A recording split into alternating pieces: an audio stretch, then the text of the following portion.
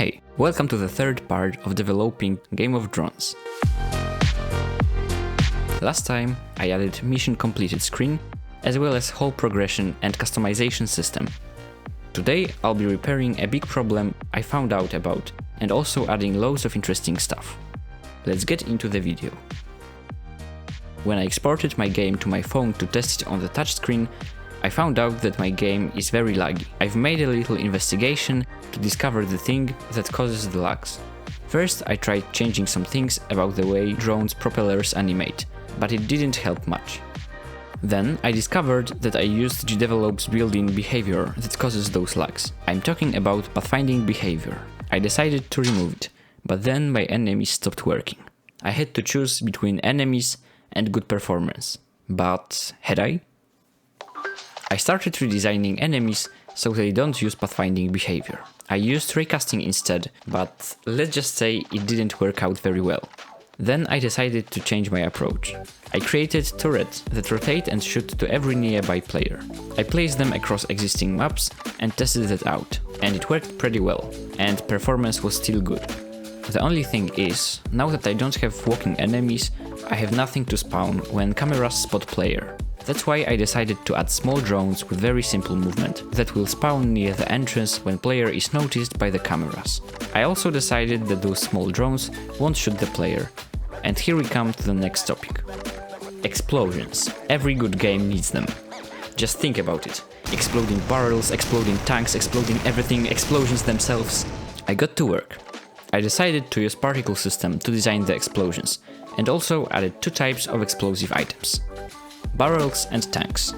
But it's not enough. Those objects can't just stand out there on the world and wait until player accidentally shoots them. I decided to add completely new type of missions to Quick Jobs mode. The mission to destroy some explosive objects. I started designing some levels and putting explosives into really reasonable places, like a park. Then I added some missing mechanics. For example, counting and displaying explosives destroyed so far and checking if the mission is completed.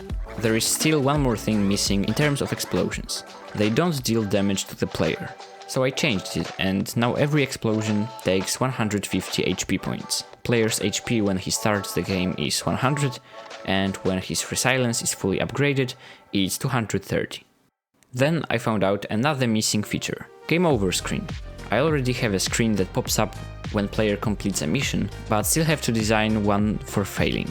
It's going to work exactly as winning screen. The only difference is that the text says mission failed and it's red, and the background is glitched. And here I have a question for you.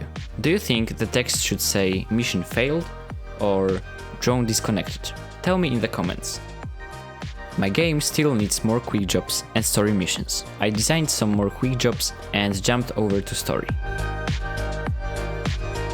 After adding few more story jobs, the game has 11 story jobs in total, and another 2 planned. I also added a message that appears on the screen when player tries to escape before they complete mission. The last thing I did was adding cases that player can find across all the maps in quick and story jobs. They are rare, but when collected can be opened from main menu. Player will be able to find power-ups inside, but they are not coded yet. I'm going to work on this first thing in the next episode. And that's it for today's video. Hope you enjoyed it. If you did, please leave a like and subscribe not to miss any future devlog. See you!